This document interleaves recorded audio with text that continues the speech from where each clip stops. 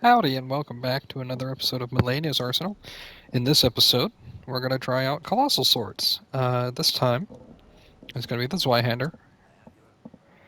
It is, I think it's the lightest of the Ultra Great Swords. Let's begin by upgrading it completely. You can't do a rhythm on this where you upgrade a little faster. I don't know how it works. But anyway, it's already at 745 to begin with. Let's see, I think Cragblade is probably the best option. Keen 775 and quality is probably going to be really high. Cragblade's a good option if you just want to fight her going just straight at it, just hitting R1 and hitting her and R2 and stuff. But Giant Hunt has a really big advantage.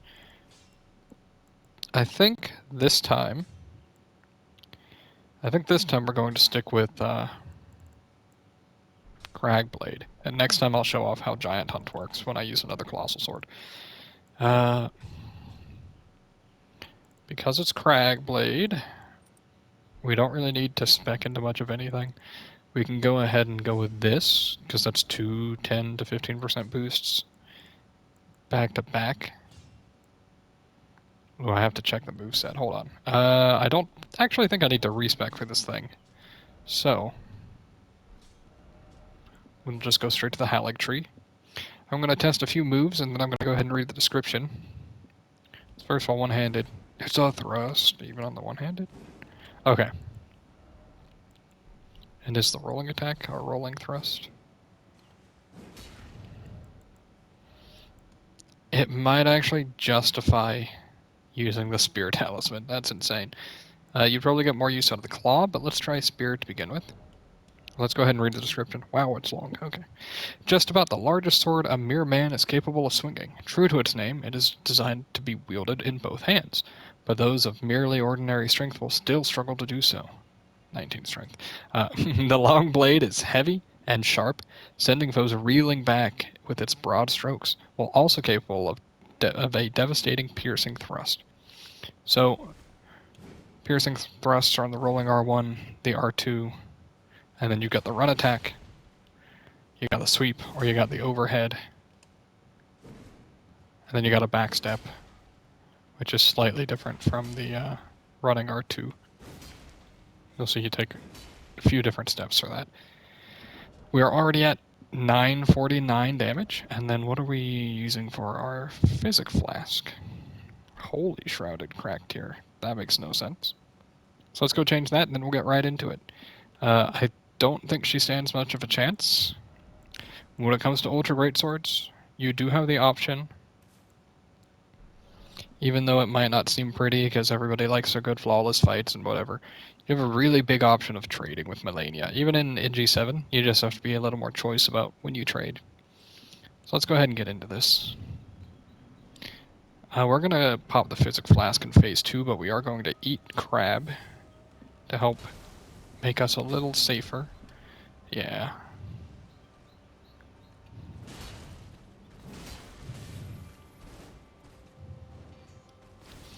After that, you can do an R2.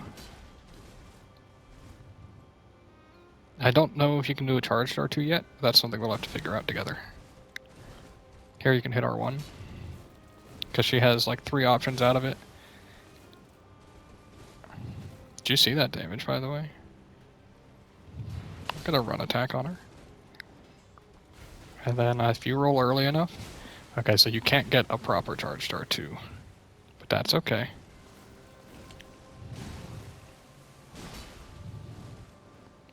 As you can see, this thing's just kind of bullying her, honestly. That's okay. You can take a few hits. We'll do 2 R1s. Yeah, we whiffed one. Maybe stance break here? No? Okay. So I hit R1 there after she does the 2 attacks, because a very common follow-up from that. Alright, that's what I was worried about. We are going to take a lot of damage, yep. When it comes to me hitting R1 there, the reason I did that is because she only has a few choices, and one of the main ones she has is doing her triple slash. and she'll run right into any attack that you're doing. Part of that reason I died there just comes down to the fact that I had to swap from two-handing one weapon to two-handing a different one. But at the same time, you could probably get away with just doing this one-handed and being fine, just swapping to barricade shield whenever you need. But I really like that damage boost from two-handing, so here we are. Silly of me to trade there, but this is one of the weapons, as you saw right there. It's one of the big upsides that people don't usually do much with. When she does her triple slash, you can actually punish her before she follows up, as long as you've got enough range on your weapon. And because this has a poke, it's really easy to have enough range.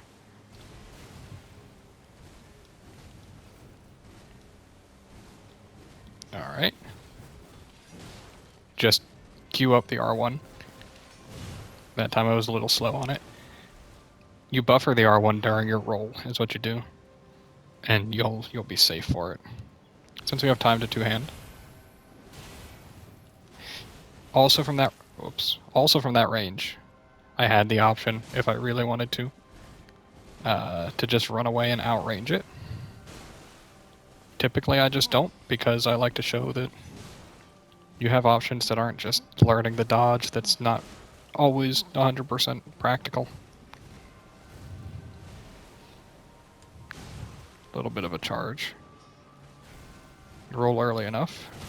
We'll trade here. Yep, that's a very worthwhile trade when it does 2,000 damage. Thank you, Spear Talisman. Did more than the critical hit did. Now we don't do a follow-up there because she could waterfowl dance. We're just gonna, yeah.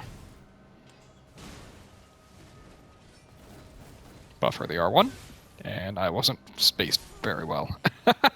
And I should have just rolled. Well, that's sad.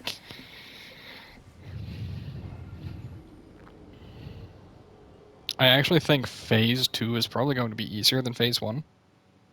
Assuming I can push aggression well. If she decides to waterfowl dance a couple times in Phase 2, then it could be very tough. I had a lot of options there, and I chose none of the correct ones, is what happened. When really I should have just healed at some point during that time.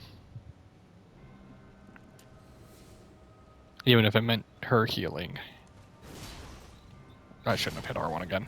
I'm okay. I'll take it. 1, 2. Well, maybe don't trade that.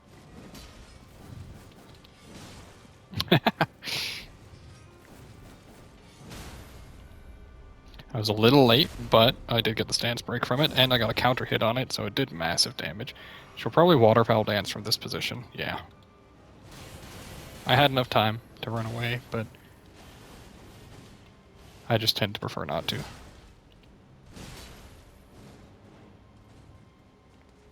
Because I'm trading blows with her, a big recommendation would be the Ritual Shield Talisman, which I don't typically run because I don't actually have it grabbed on this save file. That's really the reason why. But if I had that on, even in New Game 7, I'd be taking scratch damage from these stray hits that she lands on me. Hit R1 there, because if you can time it properly, she really likes to follow up after her kick. So you want to stance, or you want to posture breaker there, so she doesn't do that follow-up. That time she just decided to do it anyway, though, so here we are. And then we'll heal here. It's a very slow weapon against her, honestly. Again, if she dodges to that side, you're always good to hit R1, as long as you time it properly.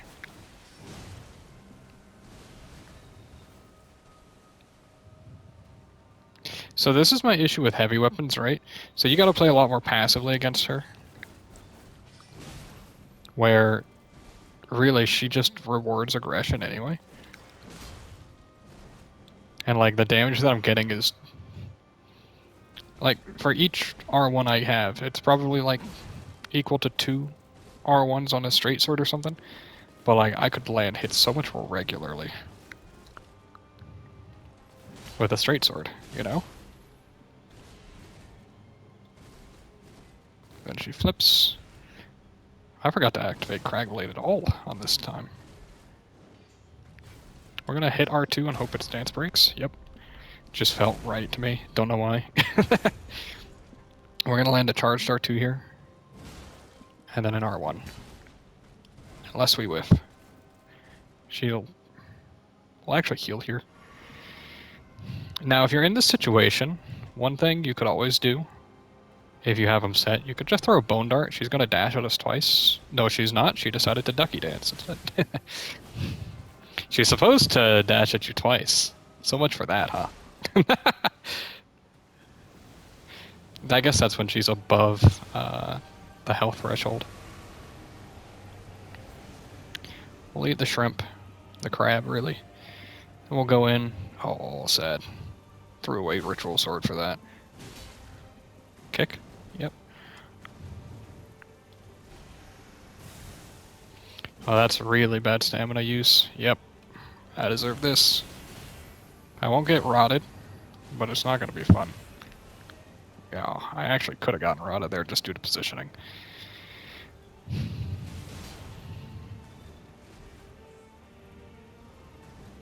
Yep, that's what you want to see from her. Oh. That kick is very easy for you to punish with an Ultra Great Sword.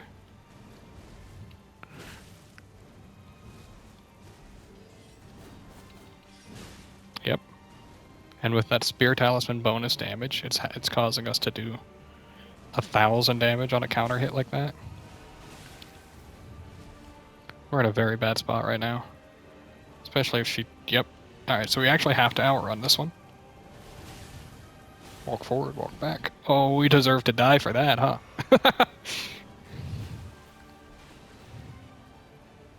We're having to play very passive right now.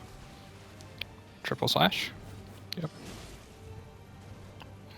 She dodged to the side, you swing on her. Triple slash. Yep. We hit a normal R2 here. She poised through it, but that's okay, honestly. And now we probably get a stance break here. Or she poises through again. So we get a stance break there instead. She has the fastest recovery from stance breaks of any boss. So you have to be really, really ready to punish it. But if you are, it's definitely worthwhile damage. Perfect. That's what we were hoping for. And with this, she should be dead. Most likely, unless she really doesn't cooperate. We're actually going to put Lloyd's Sword on and get a charged R2. Because if she... Oh, perfect. And then jump? Nope. I'll take it anyway.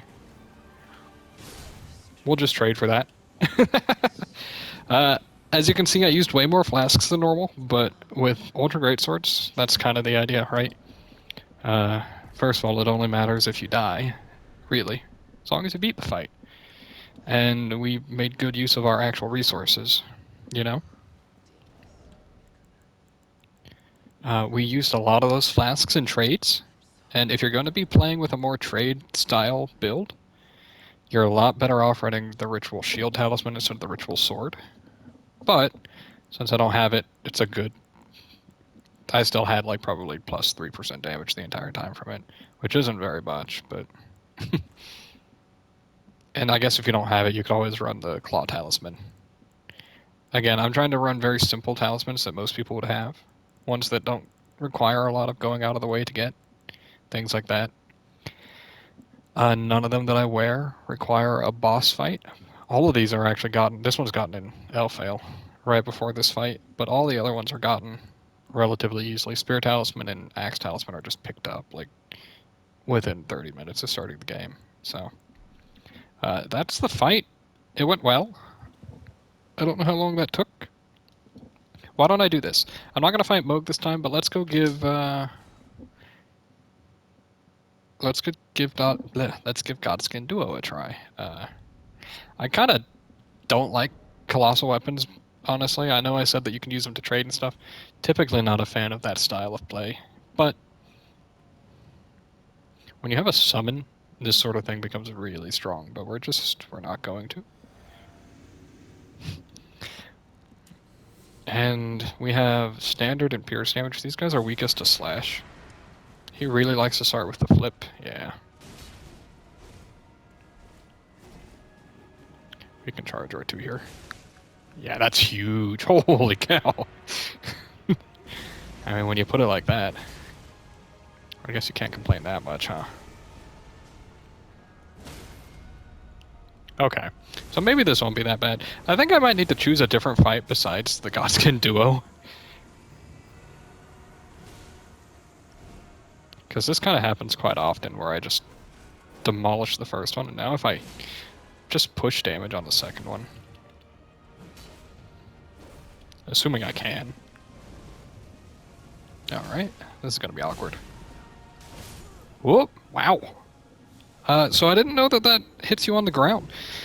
So what happened there, Black Flame Circle, I actually have no idea what it's called. Apparently hits you while you're on the ground, which I know you can get hit while on the ground. I just didn't quite realize that's how it worked. So I got hit by his attack, then the Black Flame, and then the Black Flame again, which was effectively just death. Let's Cragblade this time, beforehand.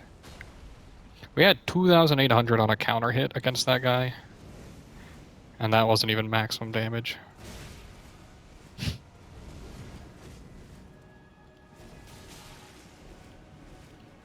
That's typically what happens there, honestly. That's more so what I would expect. Look at how much they're throwing fireballs. This is why people hate this fight. That and their actual damage is really high. They're gonna throw a fireball. Holy cow, dude. This guy's hurt. I would disagree. Huh. I mean, I knew that that was a thing that people say they do. I mean, I know that they read your inputs with healing, right? I've never felt it be so apparent, though. Oh, I'm dead. Very close to it. I think one of the biggest things with this fight really is getting the first part of it down, where you've got 2v1. And then once you get to this, assuming you're good at fighting both of them individually, this is where the fight actually becomes, you know, just a normal fight, really. If he would actually behave, though, holy cow. Yep, that happened again. Did you see how much damage that did to me? Holy cow.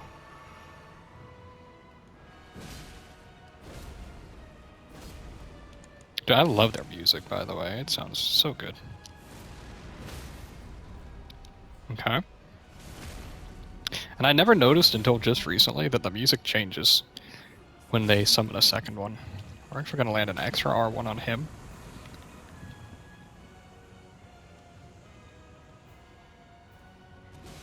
I honestly assumed he was going to, like, do the flip attack. Just force me to whiff. Holy cow, dude. He's gonna summon back the other one before I even get a chance to get damage off on him, huh? Apparently so. Alright, we charged our 2 stance, break him. Stab him. And then we're pretty much done. He should be dead from that, right? Yeah. As you can see, this is a fight that, even to this point, I may have died less to them than Malenia. They feel like so much more work, I guess. There we go. I rolled way too early for that. They feel like a lot of work to actually manage. Even with endgame gear and stuff. Like, they're dead, but that fight feels rough. It can very easily get out of your favor. Anyway, that's it. That'll about do it for Zweihander. I think, honestly, I think that Moog would go very poorly. I need more practice with him, and we'll get to it, but I don't think it'd be very good against him here. Maybe I'm wrong. He is a bit on the slower end. But thank you for watching. If you like the content, please do leave a like. It really does help a lot. I read every comment, and I actively respond to most of them. I'll at least like or heart them typically. And so leave a comment if you'd like to ask me something, or if you want to leave a suggestion for a weapon. And then subscribe if you haven't already. It really helps a ton. And honestly, the series is doing kind of great for my typical series, compared to my typical series, or my typical videos. So thank you guys very much.